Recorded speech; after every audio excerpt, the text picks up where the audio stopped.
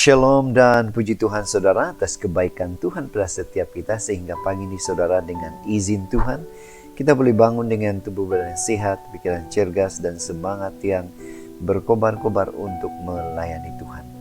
Untuk memulai renungan kita, mari kita berdoa.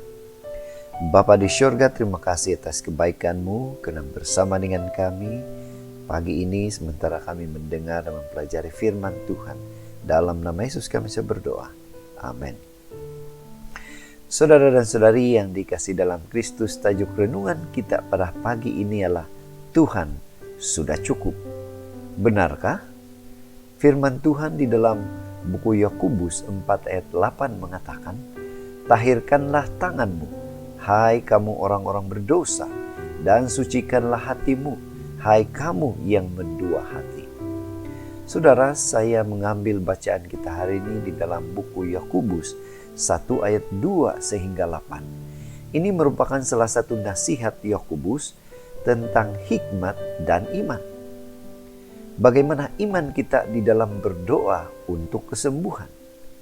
Saudara, ada sebuah ilustrasi. Ada satu peristiwa, seorang kawan sedang terbaring di rumahnya kena sakit. Pagi itu seorang pendoa syafaat datang melayani dia, memberi semangat dan berdoa untuk kesembuhannya. Setelah itu atau sesaat kemudian selepas dia berdoa, doa yang dia lafazkan itu yang indah itu diteruskan dengan satu ritual membakar selembar kertas kesembuhan.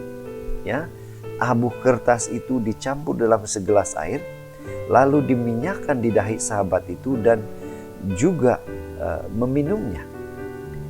Saudara, sadar atau tidak, saat ini di dunia kita beragam cara pelayanan kesembuhan. Ada yang memercikkan minyak yang dipercayai mujarab penyembuhan segala penyakit. Ada yang memberkati benda-benda untuk diyakini sebagai penyalur kuasa Tuhan. Itu semua seakan-akan mengatakan, apa artinya saudara? Seakan-akan menyatakan bahwa kuasa Tuhan itu tidak cukup. Harus ada perantara lain untuk menyatakan mukjizat Tuhan. Saudara, mungkin kita bertanya pribadi, apakah doa dan permohonan dengan melakukan cara-cara seperti itu benar di mata Tuhan? Tidak cukupkah nama Yesus dan Roh Kudus yang menolong setiap doa permohonan kita kepada Tuhan? Tidakkah cara-cara itu justru mencerminkan sikap mendua hati, iman yang Tuhan karuniakan? Ingat, Tuhanlah sumber kesembuhan, bukan air, abu ataupun kertas.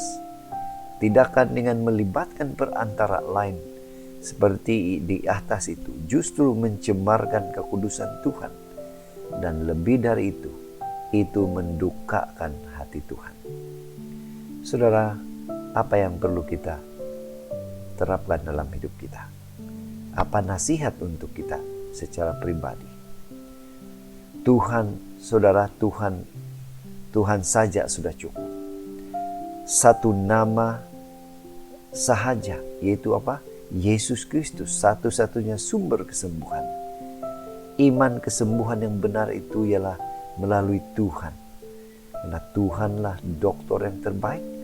Dan pastinya bila mana kita melakukan penyembuhan, mari kita melakukan penyembuhan dengan cara yang benar, seperti ke hospital atau kepada mereka yang ditauliahkan dalam rawatan kesehatan.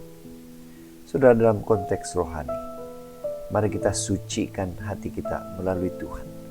Mari kita tahirkan tangan kita seperti ayat yang kita baca sebentar tadi. Jangan kita mendua hati.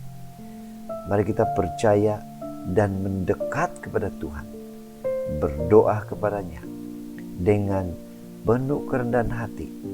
Tuhan pasti dengan murah hati akan mengabulkan, menjawab permohonan doa kita. Itu sebabnya pada pagi ini, mari kita ingatkan diri kita bahwa Tuhan sudah cukup menyambut, sudah cukup untuk kita datang kepada Dia, menyatakan kerinduan kita disembuhkan. Dan Tuhan pasti memberikan jalan yang terbaik. bagaimana caranya kita akan disembuhkan.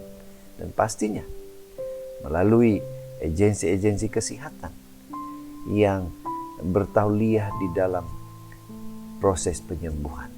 Saudara, inilah doa dan harapan kita. Mari kita bersyukur, berterima kasih pada Tuhan. Karena Tuhan selalu memberikan kita keyakinan dengan cara penyembuhan Tuhan yang luar biasa. Mari saudara, kita tetap setia, tetap semangat, tetap positif, dan tetap sihat bersama dengan Tuhan sampai Maranatha. Tuhan memberkati kita. Mari kita berdoa. Bapa di surga, sekali lagi kami bersyukur, berterima kasih karena Tuhan memberikan kami pengertian, penyembuhan sesuai dengan kehendak Tuhan. Dalam nama Yesus kami berdoa. Amin.